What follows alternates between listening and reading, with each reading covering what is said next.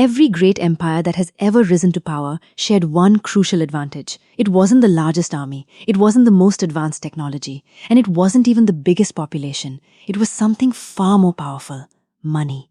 A simple idea that transformed small tribes into thriving civilizations, connected distant societies through trade, funded mighty kingdoms and vast empires, and ultimately shaped the world we live in today. Every day, money touches our lives. We work for it, we spend it, we save it, we invest it. Yet despite its importance, very few of us ever stop to ask a simple question. What exactly is money? Where did it come from? And why has humanity spent thousands of years constantly reinventing it? Because the story of money is far more than an economic story. It is a story of human ambition, of trust, of innovation, of power. And, in many ways, it is the story of civilization itself. From ancient barter systems to gold and silver coins, from paper currencies to digital payments and cryptocurrencies, the evolution of money mirrors the evolution of human society. This is Starkon International, and today we explore one of the most influential inventions in human history, the remarkable evolution of money. Imagine waking up tomorrow to a world where money no longer exists. No cash, no bank accounts, no UPI, no credit cards, nothing. Suddenly, every transaction depends entirely on what you have and what someone else is willing to accept. You have a bag of rice. Your neighbor owns a goat. The village blacksmith forges tools. A nearby farmer grows vegetables. Now imagine trying to acquire the things you need. Almost immediately, a problem emerges. The farmer may not want your rice.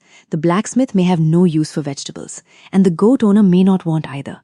What seems simple quickly becomes complicated. Every exchange turns into a negotiation. Every purchase becomes a search for the right trade. This system is known as barter. And for thousands of years, it served as humanity's primary method of exchange. On the surface, barter appears straightforward. You have something. I have something. We trade. Simple. But as communities expanded into towns, and towns grew into civilizations, barter began to reveal a serious weakness. A weakness that would eventually limit trade itself. For a transaction to occur, both parties needed something very specific. Each person had to want exactly what the other person possessed. Economists call this the double coincidence of wants. The term may sound complicated, but the idea is simple. If I have grain and need shoes, I must find a shoemaker who not only has shoes, but also happens to want grain. And if he doesn't, the trade never happens. Now imagine repeating that challenge thousands of times every day across an entire civilization. Trade becomes slow. Markets become inefficient. Economic growth begins to stall. Human society had encountered a problem that could not be solved by barter alone. And like every great challenge in human history, it would eventually inspire one of humanity's most transformative innovations. Across the ancient world, different societies searched for solutions. They needed something that everyone would accept, something that could act as a common language of value. And so humanity began experimenting. Some societies used shells, others used beads. In parts of Africa, salt became money. Elsewhere, cattle represented wealth. Each solution worked for a time, but each carried limitations. Livestock could die. Food could spoil. Shells could lose value if more were discovered. Transporting large amounts was often difficult. The challenge remained the same. How do you store value? How do you transfer value? How do you trust value? Without realizing it, humanity was conducting one of the largest experiments in history, a search for the perfect form of money. Then came a breakthrough. Not in a single kingdom, not in a single century, and not because of one great ruler. Across different civilizations, separated by vast distances and with no way to communicate with one another, humanity began arriving at the same remarkable conclusion. Certain things made better money than others, and among them, one stood above the rest: gold. Gold was rare, but not impossibly rare. Beautiful, yet difficult to counterfeit. Durable, portable, and easily divided into smaller units. Unlike food, it would never spoil. Unlike livestock, it could not die. Unlike shells or beads, its supply was naturally limited. Gold possessed a unique combination of qualities that made it ideal for trade. Perhaps for the first time in history, humanity had discovered a medium of exchange that could transcend borders, cultures, and languages. And so, slowly but profoundly, gold became the foundation of wealth. From the temples of ancient Egypt to the markets of the Roman Empire to the powerful kingdoms and trading networks of Asia, gold emerged as a universal symbol of value. Its influence reached far beyond commerce. Empires accumulated it. Kings measured their power by it. Merchants traveled dangerous routes in pursuit of it, and entire economies were built upon it. Some of history's greatest conflicts were fought over it. Some of its most daring expeditions were launched in search of it. For centuries, gold was far more than a precious metal. It was trust made tangible. A promise that people across vast distances could recognize and accept. If you possessed gold, you possessed value that was understood almost anywhere on earth. For the first time in human history, a form of money had achieved something extraordinary. It had become truly global. But despite all its strengths, gold was not perfect. Because as civilizations grew larger, trade expanded across continents, and economies became increasingly complex, even gold began to reveal its limitations. And those limitations would trigger the next great revolution in the history of money. But gold presented a problem of its own. Imagine trying to purchase a house using gold. Not a few coins, but enough gold to represent the full value of that property. The weight alone would be overwhelming. Transporting it across cities would be difficult. Transporting it across continents would be dangerous. And carrying large amounts of wealth made merchants an attractive target for thieves, pirates, and bandits.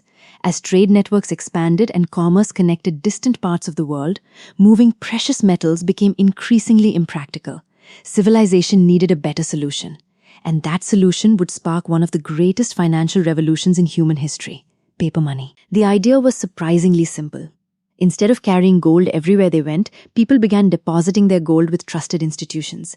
In return, they received a written certificate. A promise. A document stating that a certain amount of gold belonged to them and could be reclaimed at any time. At first, these certificates were merely substitutes for gold. The paper itself had little value. The gold remained the real source of wealth. But over time, something remarkable happened. People stopped exchanging the gold.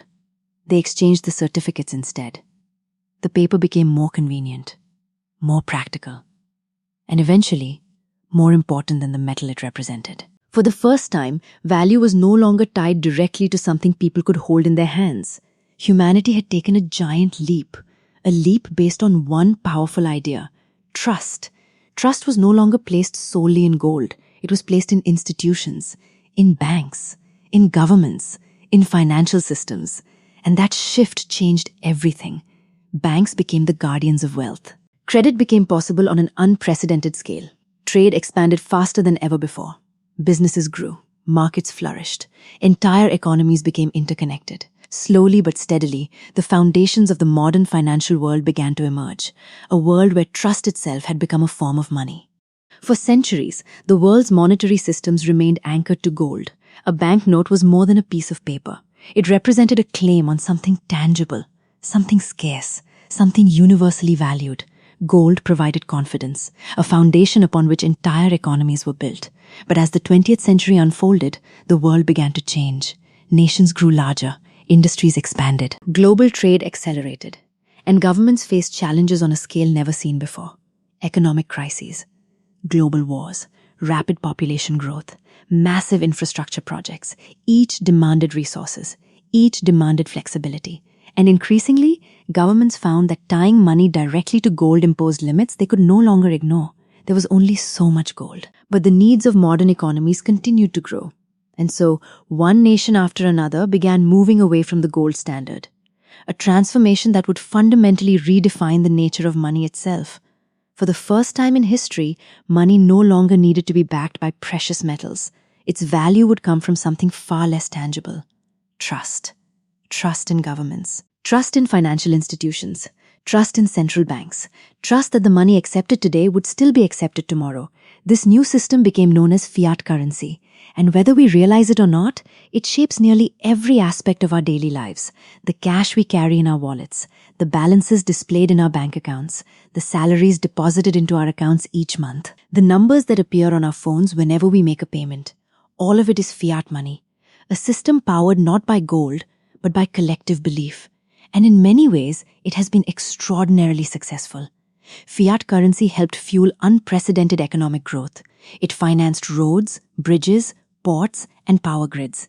It enabled international trade on a global scale. It connected billions of people to an increasingly interconnected economy. It helped build the modern world.